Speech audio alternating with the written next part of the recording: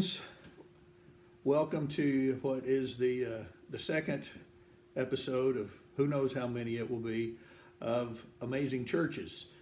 And I shared last week, I guess, about some challenges and principles for churches during this time of crisis.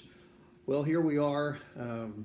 I'm getting ready to go to do the live stream of the worship service of the church where I'm currently serving as interim pastor. This will be our second week to live stream, and so a lot of churches are just getting this stuff figured out, and trying to figure out how to do it better this week than they did last week, and try to figure out whether to do the whole thing live or to record it ahead of time, and just all kinds of things like that.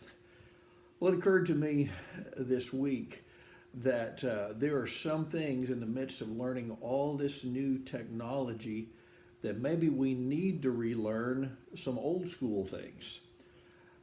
We've considered how we are trying to connect with as many people as possible in this time of physical distancing and in this time of shelter at home, which at the time I recorded last week's video, we were still not under, but we are now.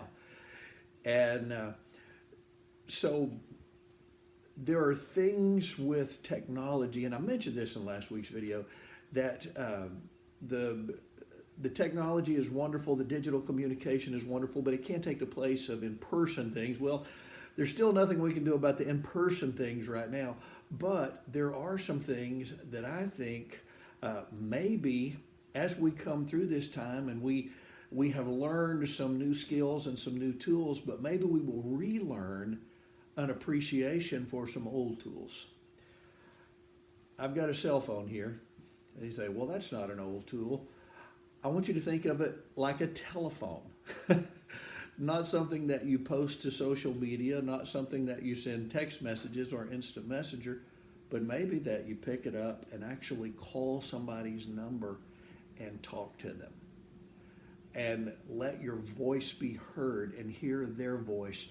There's some things that just won't happen, even in an instant message or a text message. And full disclosure here, it's hard for me to make phone calls other than to my family.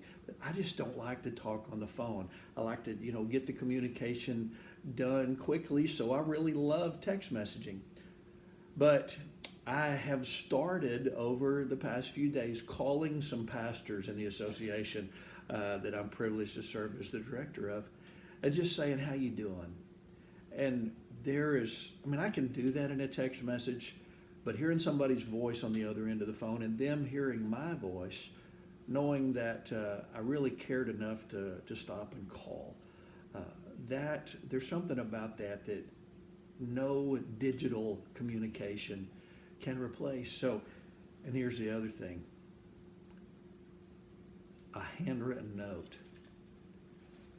I try to do this on a regular basis for our churches, but when I was a pastor, I did it as a pastor with my church members too. And if it was somebody's birthday, I wrote them a handwritten note and mailed it to them.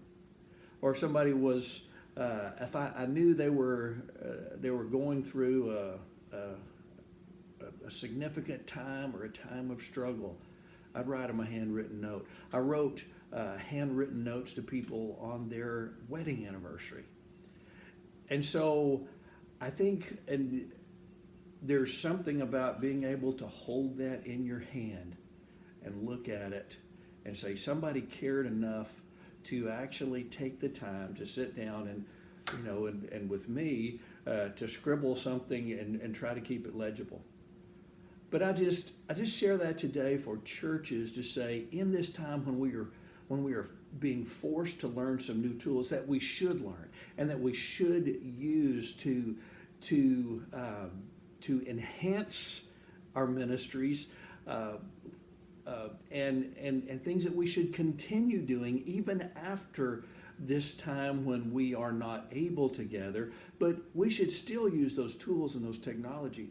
But I hope that we'll regain some appreciation for some things that really maybe we have not done just in favor of digital communication. And I hope that our hunger to be together and our hope and our hunger to connect will cause us to reclaim some things that still have tremendous value because they can't be duplicated digitally. Well, I'm praying for you today.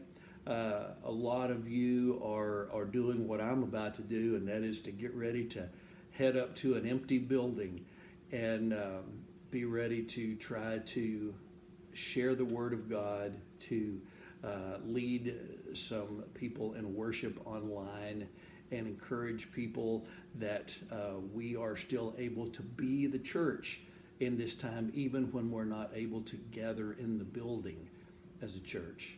So until next time, your church is amazing, and I hope and pray that you will find exactly your amazing as your unique church that God has put together in this time in history. God bless you. See you next time.